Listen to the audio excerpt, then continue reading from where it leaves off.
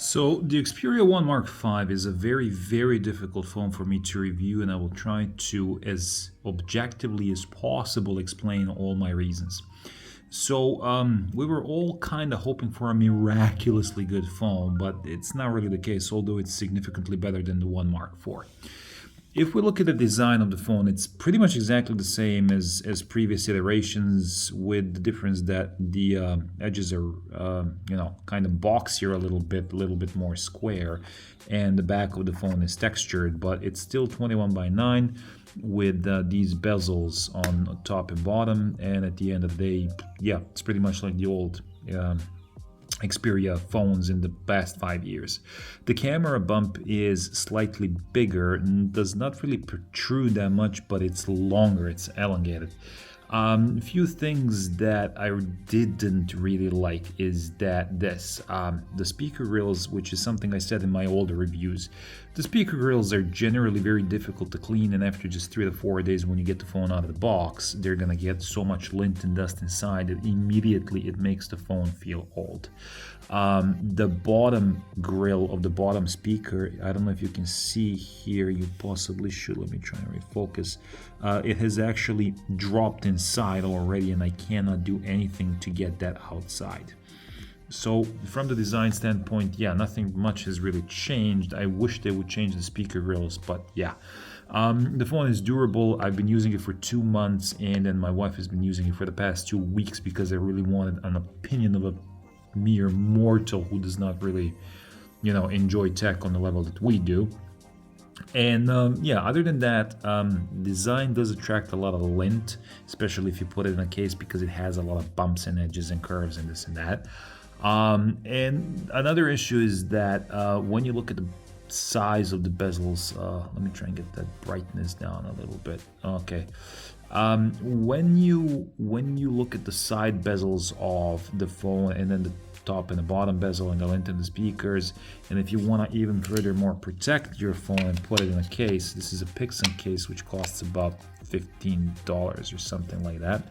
The evident problem becomes that the phone very quickly, even though it's a new device, starts looking like a very old phone, and for me in general that really was a problem. When you look at something like a Samsung Galaxy S23, for example, even the vanilla version, with everything that phone has going for itself, it looks significantly more premium, it looks newer. This design, as utilitarian as it is going to put off a lot of people, because when you look at most reviews or commercials, the phone looks brand new.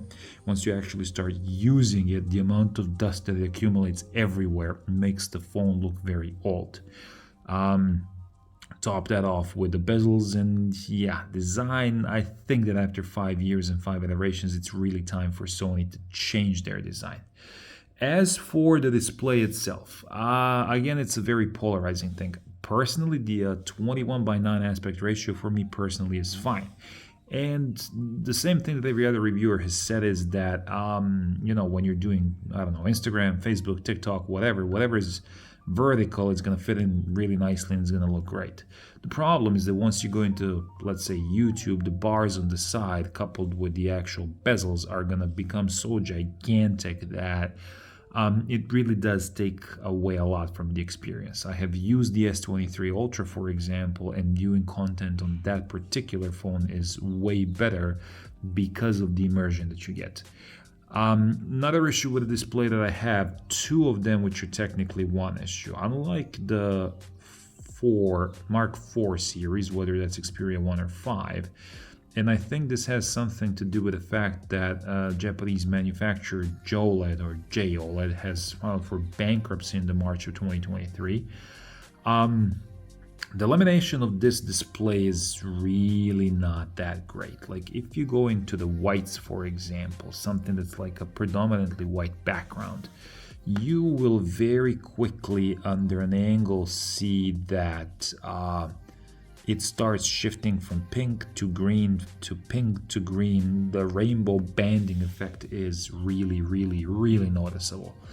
I don't know if that's a problem of lamination. I really don't think it's the choice of materials used, but to my eye, honestly, the previous iterations of the Xperia phones have had a significantly better display than this one.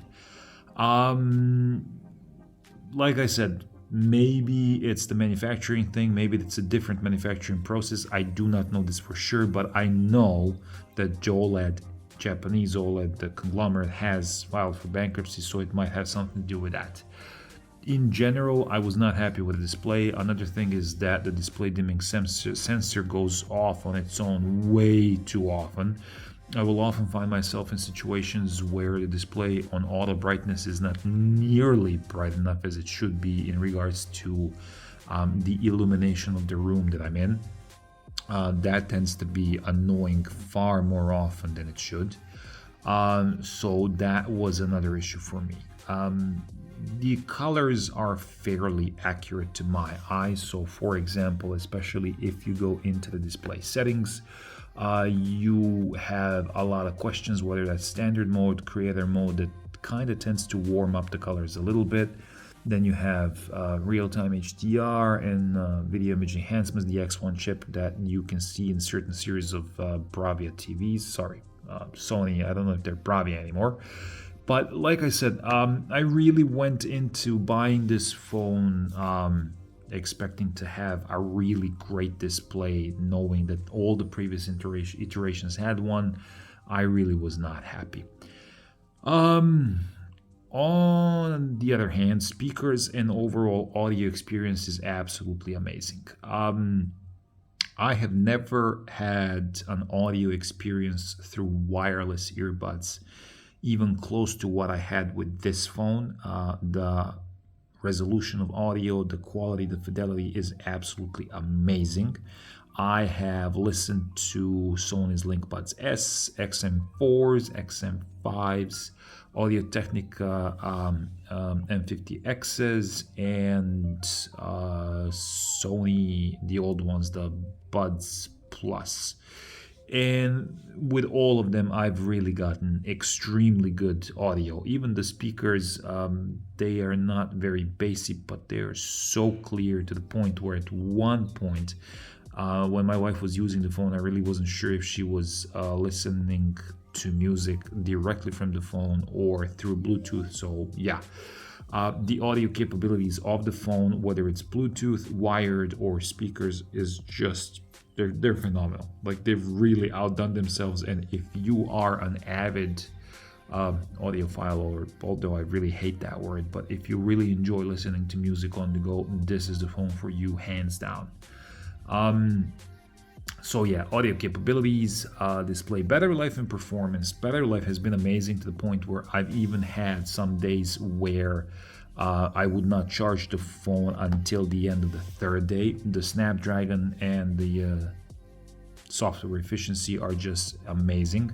The phone takes about an hour and a half to charge fully. The phone is it takes about half an hour to get to 50-60%, then from 60 to 70 slows down, and everything after 70-80% is just ridiculously slow. And it's done so that the battery would simply last long, but you don't really need fast charging, because no matter what I have done, this phone has never failed to last until the end of the day. And in lieu of that, the performance has been stellar, never once overheated, no matter what I've done. 4K video, 60 frames per second video,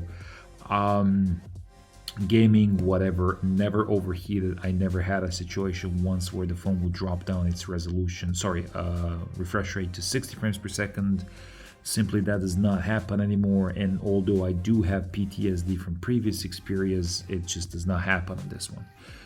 The software, on the other hand, is again another thing that I really had an issue. Software on this really feels like an afterthought.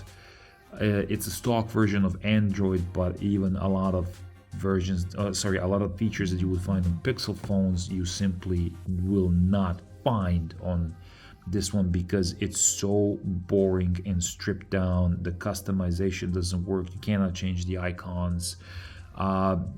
They don't even have their own proprietary weather app, which simply like if you're somebody who really likes to have an ecosystem at your disposal, you simply do not have that. Like it's just a very rough, unpolished, rugged experience to the point where it's not even a thing of stock software. I think they were just lazy. It's an afterthought. They were just like, okay, throw in whatever.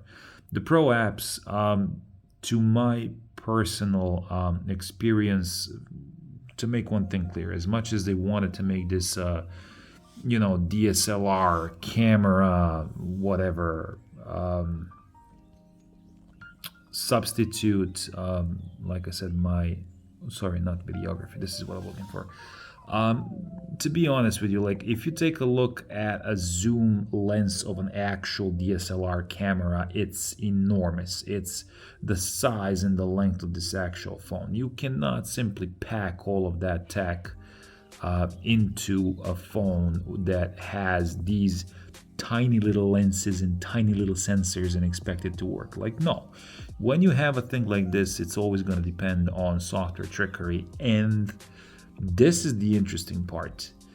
I have left this part to my wife because she is a mere mortal. She's a muggle. She's a normal user. And to her experience, and she is coming from a Samsung device, and Samsung is notorious for, social media ready pictures.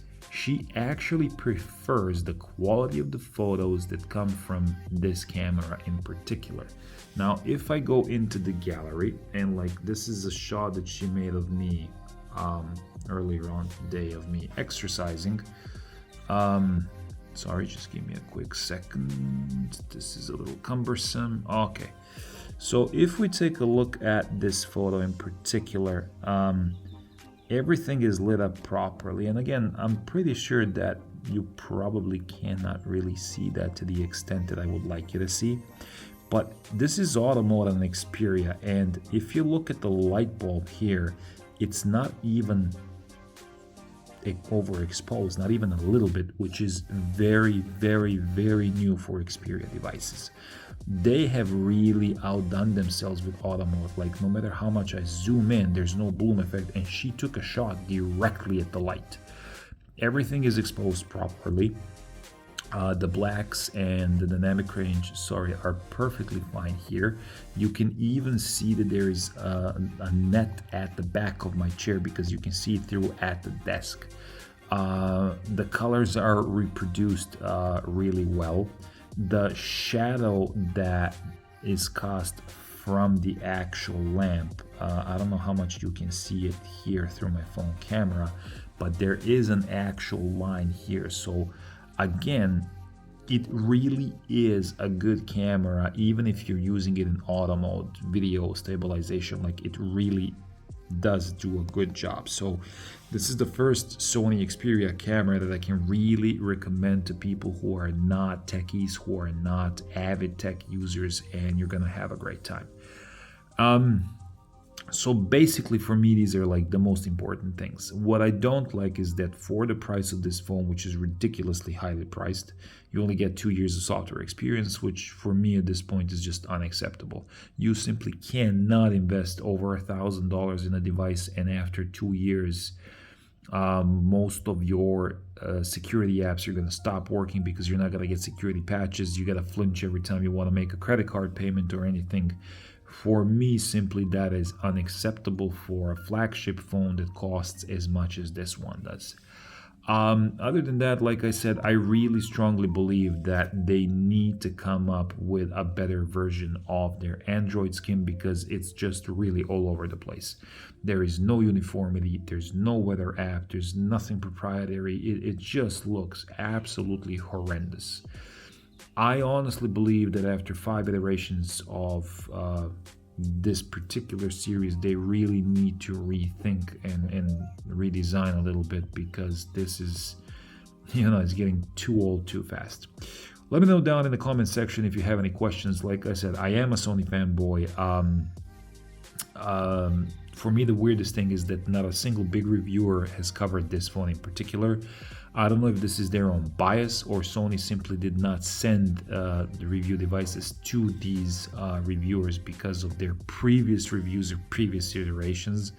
MKBHD, Mr. Who's the Boss, Michael Fisher, like nobody covered it. Not a single. The only two reviewers that I know who actually specifically got these phones were Whatgear and TechSpert. And you know, they always give positive reviews to Sony. They're Sony fanboys, so I gotta take that with a grain of salt. Anyway, if you have any questions, shoot in the comment section, and I will try my best to answer it as best as possible. Cheers.